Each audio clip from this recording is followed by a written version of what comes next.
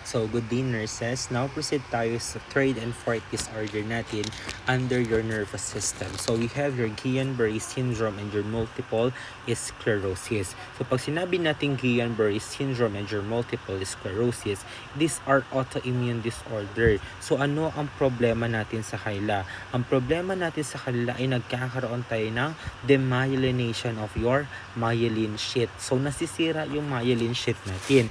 Para saan ba yung myelin sheath natin? Your myelin sheath is responsible kung bakit nagkakaroon ng faster impulse. Kung bakit bumibilis ang impulses natin nang dahil yan kay myelin sheath. Bakit nga ba bumibilis? Dahil meron tayong tinatawag na saltatory leap. Okay, yung saltatory leap na yan yung jumping, okay, jumping of impulse from one myelin sheath to another. Kaya bumibilis yung transmission ng impulse sa mga neurons natin because of the saltatory leap. Paano ba nangyayari yung saltatory leap, class? Ganito si saltatory leap natin. For example, yan si axon natin. And then this color blue is your myelin sheath. Okay, yan yung myelin sheath natin, yung color blue. So ngayon class, si myelin sheath kasi natin, siya yung nagko-cover sa axons natin. So ngayon, pag sinabi nating saltatory leap, this is the jumping of impulse from one myelin sheath to another. So ganito ang nangyayari. Ganito nangyayari yung ating impulse. Pag once na na-receive yan ng axon, jumping, saltatory leap. Mabilis ang transmission ng signal. But, pag sira ang ating myelin sheath, for example, in the case of your GBS and your multiple sclerosis, ang nangyayari class, instead na mabilis ang transmission ng impulse, nagiging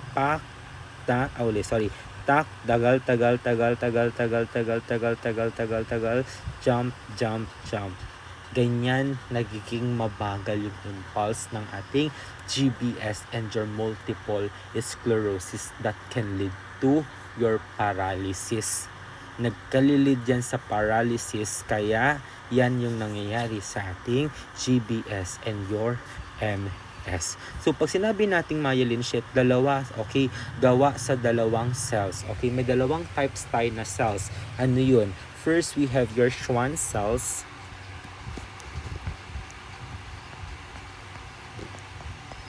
Okay, Schwann cells and yung tinatawag natin oligodendrocyte. Okay, yan yung cells na gumagawa ng myelin sheath natin. Your Schwann cells and your oligodendrocyte. When we say Schwann cells, ito yung cell na responsible for your PNS. And then, pag sinabi natin multiple sclerosis, siya naman yung for CNS. So, ibig sabihin, kapag once na Guillain-Barré syndrome yan, nagkakaroon ng decreased impulse sa peripheral nervous system natin. At pag sinabi naman nating myelin or multiple sclerosis, nagkakaroon ng slower impulse sa may central nervous system natin. Bakit? Dahil ang nasisira si oligodendrocyte. How about kay GBS, your Schwann cells? Okay? So again, pag sinabi natin CNS, ano yan? Your brain and your spinal cord. Pag PNS, your cranial nerves, your spinal nerve, and your autonomic nervous system. Okay? Paulitin ko. PNS, we have your cranial nerve. Ano pa? Your spinal nerve and your autonomic nervous system. How about pag CNS? The brain and the spinal cord. Okay? There's brain and the spinal cord. Okay, puntahan natin sila isa-isa. So, discuss muna natin si GBS. Pag sinabi natin GBS class ulit, it's Guillain-Barré syndrome. Pero this time, para maalala natin si GBS, kailangan nating isipin si, your galing baba syndrome. So, pag sinabi natin galing baba syndrome, ano yan? So, ano yung kanyang paralysis, ascending or descending paralysis. So tinatawag natin siya, okay, galing sa baba daw pataas, kaya ito ay ascending paralysis. Okay.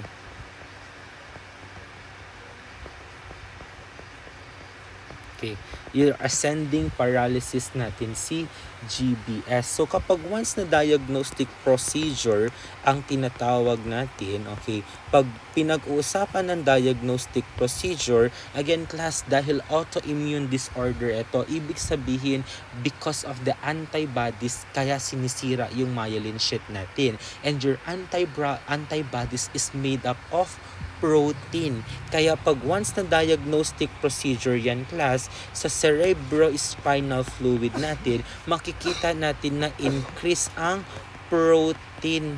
Okay? Increase ang protein natin sa ating CSF because of the antibodies na sumisira sa myelin sheath natin. But kapag WBC naman ang pinag-usapan, normal lang ang level ng WBC natin sa ating Guillain-Barré syndrome. Pero meron yung mga triggering factor. Okay?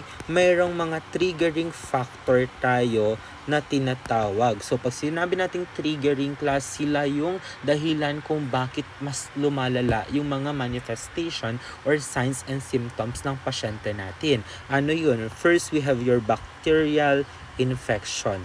Anong most specific or yung most, what we call this one, example ng bacterial infection natin, we have your Haemophilus influenza. So, pag nagkaroon ka ng Haemophilus influenza, may possibility na matrigger yung mga manifestation, biglang lalabas yung mga manifestation natin kay patient. Ano pa? We have your viral infection. Example natin dito, your COVID-19. Okay? So, bakit? Bakit ba nagkakaroon? Bakit ba sila triggering factor? Dahil 6 weeks ago, okay, 6 weeks ago, before or after the infection, so, ang nangyayari, class, na titrigger, okay, 6 weeks ago,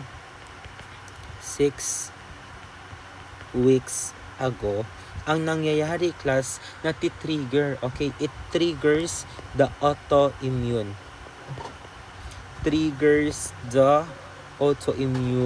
response. Autoimmune response.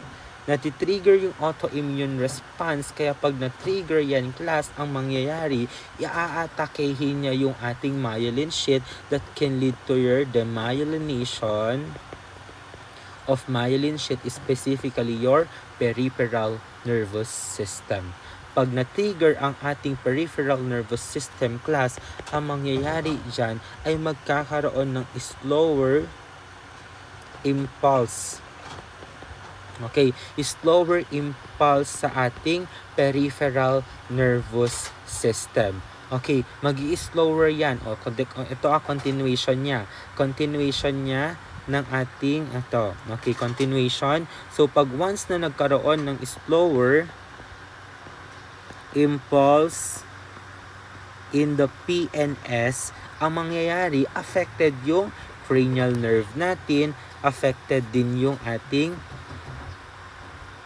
okay, ano yung part ng ating, your cranial nerves, ano pa, your spinal nerves, and your autonomic nervous system. So, affected yan. Specifically, class, pag once na affected ang cranial nerve natin, ang maapektuhan dito ay yung cranial nerve number 9 natin. 'Di ba si cranial nerve number 9 natin ay tinatawag natin na your glossopharyngeal. Okay, your glossopharyngeal. So, pag sinabi natin glossopharyngeal, yan yung swallowing natin. That's why magmamanifest kay patient yung dysphagia. May difficulty of swallowing. Kaya anong management natin dito? Bigay ka ng thick fluid. Ano pa? When swallowing, flex the neck, di ba? So, para mag-close si epiglottis natin. How about sa spinal nerve natin? Sa spinal nerve natin, class, di ba? Ano yan? We have your sensory, okay, and your motor. Pag sinabi nating sensory, ito yung tinatawag nating afferent. Afferent, ibig sabihin towards. Kapag once naman na motor, ito yung efferent or efferent, sensory natin. Efferent. Pag sinabi nating efferent, ano yan? Towards. Okay. Towards, and then, pag sensory, towards, and then afferent, away. Okay, sensory towards, afferent, away. So kapag once na sensory ang affected, your patient can experience paresthesia. Magkakaroon ng paresthesia, and then pag efferent ang affected, magkakaroon tayo ng ascending flaccid paralysis. Okay, so your ascending flaccid paralysis, or pwede siyang mag-lead sa tinatawag natin na hyporeflexia. Okay, yan yung ating manifestation kay patient natin. How about sa autonomic nervous system natin? Sa autonomic nervous system natin, class, remember, ito lang ang affected. Your heart rate, pangalawa, blood pressure, pangatlo, peristalsis, and then your bladder.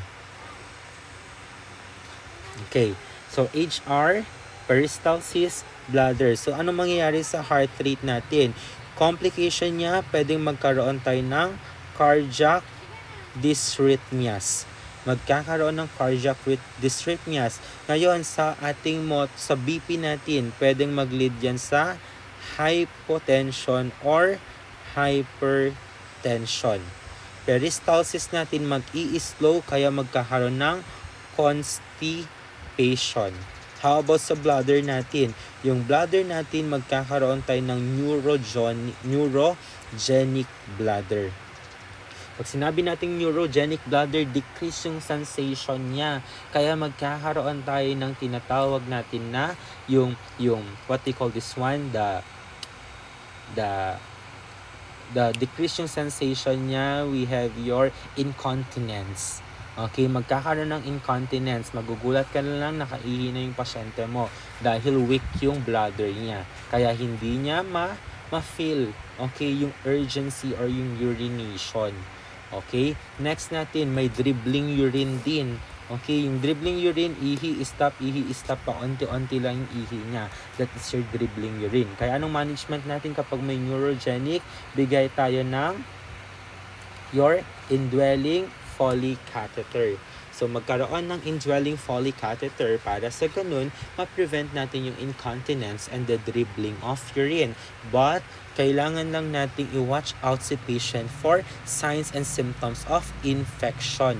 Okay, kailangan nating i-watch out. Bakit? Diba? Your IFC, at least si patient dyan for your infection. Bakit? Diba?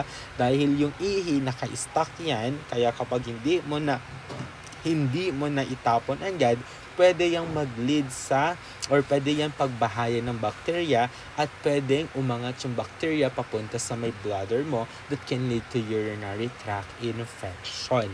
So, yan yung kailangan natin i-watch out kay patient natin kapag yan ay magkakaroon ng indwelling Foley catheter. Okay, so ano yung mga complications natin? Complications natin sa ating GBS. Always remember the A, B, C, D. Ano yun? Aspiration. Okay. Breathing problem. Breathing problems such as pneumonia, atelectasis, and respiratory arrest. Bakit ka magkakaroon ng ganitong complication? Remember, class, 'di ba? Respiratory arrest, problema natin si diaphragm natin. magkakaroon ng paralysis kay diaphragm, kaya pwede siya magkaroon ng pneumonia, atelectasis, and respiratory arrest. How about letter C? We have your cardiac arrest. And D, we have your deep vein thrombosis.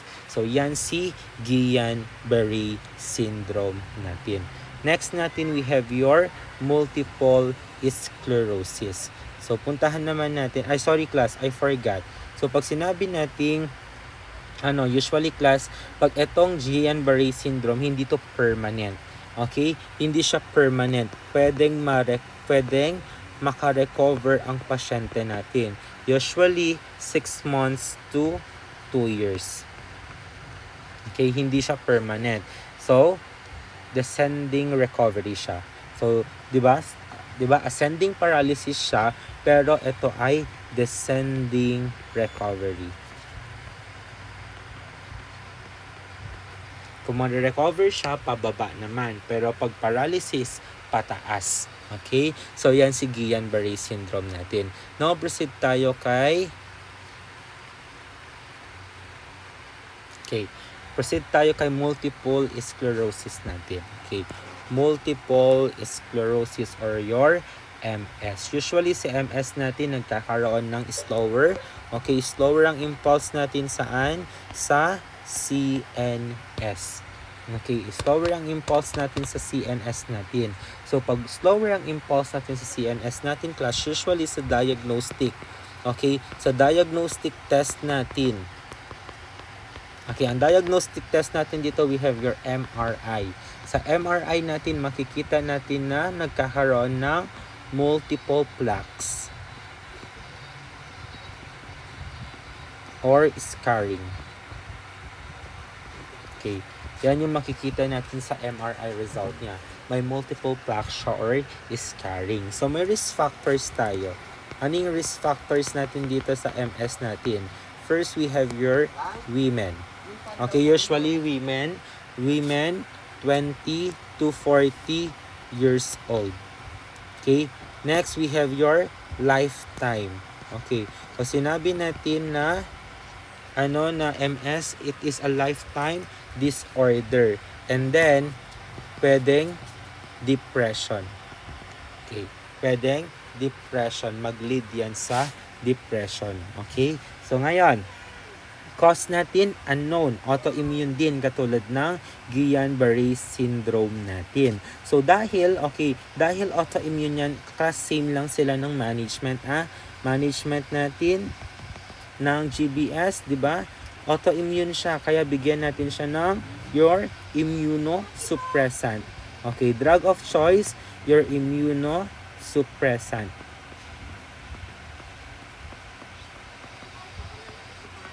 Okay, immunosuppressants, ano yun? First, we have your azathioprine. Next, steroids. And we have your adalimumab. So, yan yung mga example ng immunosuppressants natin. So, most common steroids natin your prednisone.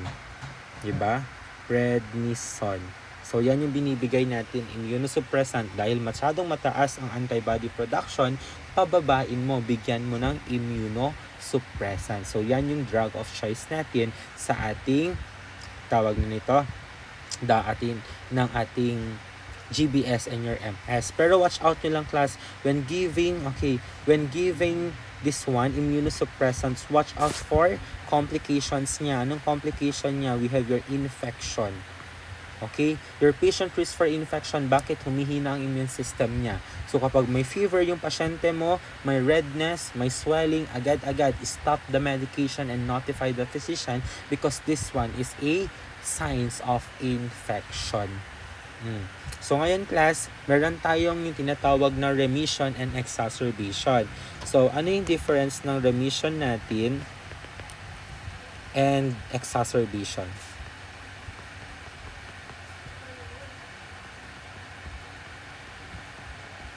Okay, so remission and exacerbation. When we say remission and exacerbation, si remission, free.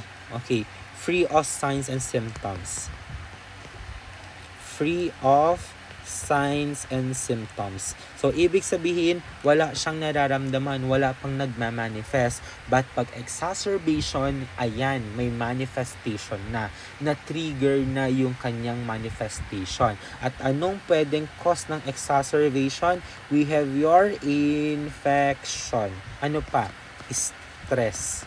So, alam mo na yung management mo kapag yung patient mo may MS to prevent infection and stress kay pasyente natin para hindi mag-exacerbate yung kanyang signs and symptoms. Aside from giving immunosuppressant, magbigay din tayo ng muscle relaxant. Okay, magbigay din tayo ng muscle relaxant. At anong ibibigay natin? We have your baclofen. Ano pa? Your dantrolene.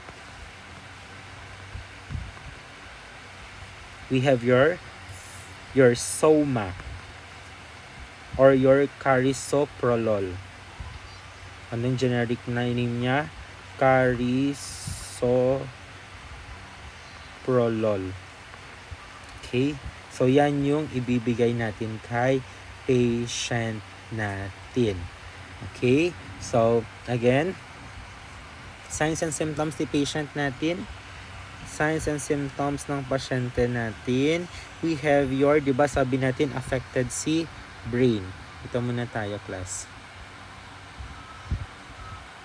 Okay, signs and symptoms. First, di ba, affected yung brain natin. So, di ba, central nervous system siya. Kaya sa brain natin, anong affected dyan? Tatlo din. Ano yung tatlo natin? First, we have your cranial nerve number 9. Number 2 pala, I should say. Number 2. Ano pa? Cranial nerve number 9. At saka your cerebellum.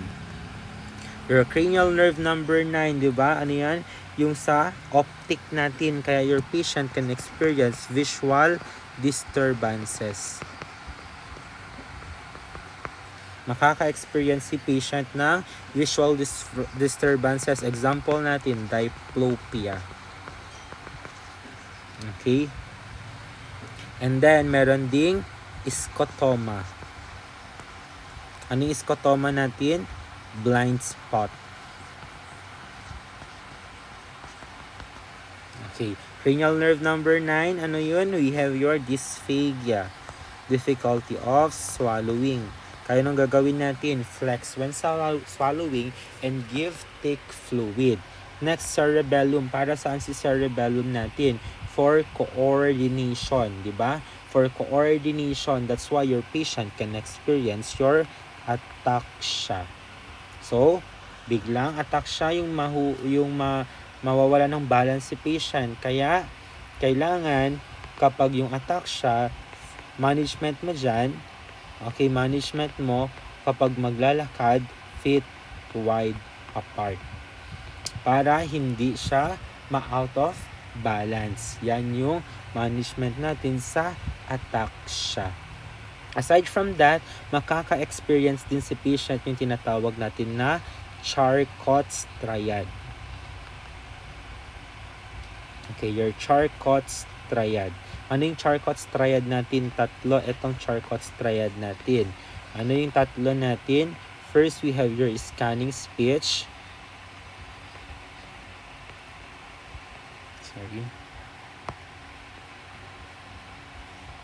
Your scanning speech. Ano pa? We have your intentional tremors. And lastly, we have your nystagmus. Okay. Yan yung mga manage or yung tinatawag natin na Charcot's triad. Your scanning speech, intentional tremors, and your nystagmus. Aside from that, affected din yung spinal nerve ni patient, di ba? Brain and your spinal cord. So, ngayon, spinal cord. Sa spinal cord natin, di ba, we have your sensory and your motor. Sensory and motor.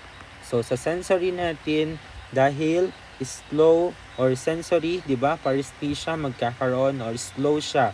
Slow ang sensory natin that can lead to numbness. Ano pa? Pag sinabi naman natin motor, yung sa blower or yung tawag nito, yung bowel or bladder natin. Affected si bowel and your bladder. Anong mangyayari kay bowel mo? Can lead to your constipation. Okay? Maglilid dyan sa constipation. Si bladder natin, neurogenic. Okay, ito na naman yung neurogenic natin. Diba? Neurogenic, meron siyang dribbling ng urine, meron siyang incontinence. That's why, anong management natin? Catheterization. But when giving catheterization, make sure to watch out the signs and symptoms for or the signs of infection because IFC at risk for or it increases the risk for having an infection or urinary tract infection. Okay? So, bowel constipation. Anong management mo sa constipation? Diba? Increase mo ang fiber diet. Ano pa? Increases the oral fluid intake for your patient. Okay? So, yan yung management natin. How about nursing management? Nursing management mo kapag yung patient mo ay merong MS, kailangan avoid stress. Diba? Sabi natin, it exacerbate. Okay? It exacerbate the signs and symptoms. Avoid stress. Ano pa? Yung temperature. Okay, sa temp natin, dapat prevent natin yung cold. Bakit? That can lead to spasticity.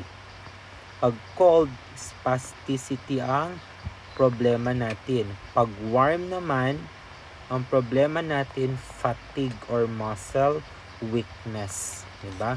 Bakit magkakaroon ng muscle weakness? Kasi nga, relax yung muscles plus meron pang weak muscle that can lead to fatigue. Okay? So, yan yung mga management natin kay myasthenia gravis. Okay, pag myasthenia gravis, ascending or descending paralysis, it should be descending paralysis, pababa. Pag GBS, ascending, pataas. Pero ang recovery ng GBS natin dapat pababa. Pababa ang recovery, pataas ang paralysis.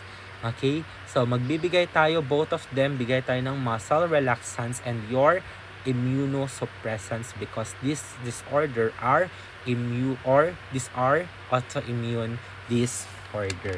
Okay? So, recap lang natin si myasthenia gravis natin and your multiple sclerosis.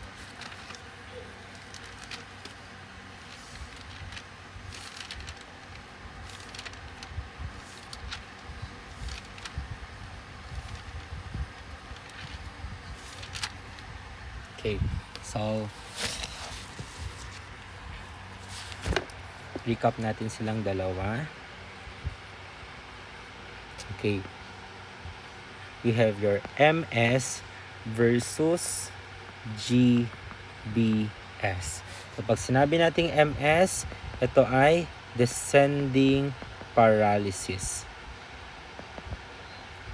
Okay, descending paralysis, pero ito ay ascending paralysis.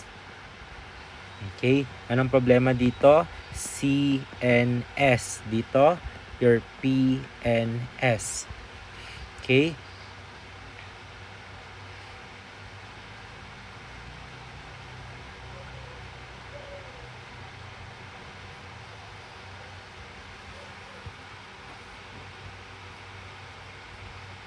And then, next natin, meron din tayong makikita na Charcot's triad. Sino yung Charcot's triad natin? Yung tatlo, your scanning speech. Ano ba? Your intentional tremors.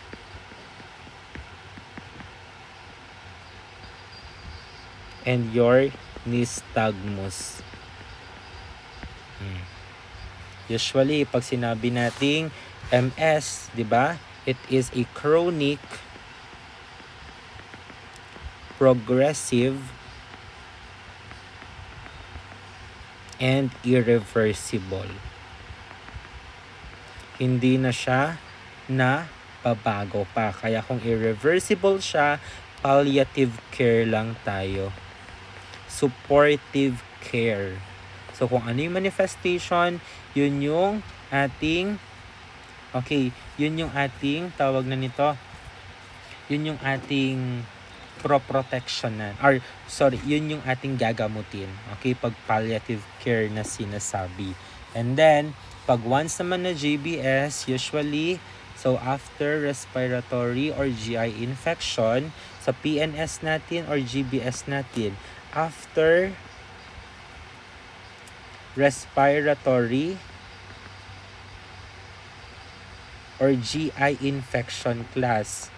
Pag si patient mo may GI or respiratory infection, mag-management tayo. Ano yung management natin? 3 ang management natin. First, di ba, bigay tayo ng immunosuppressant.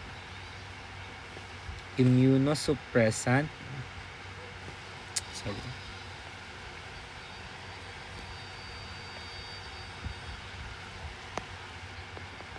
Okay.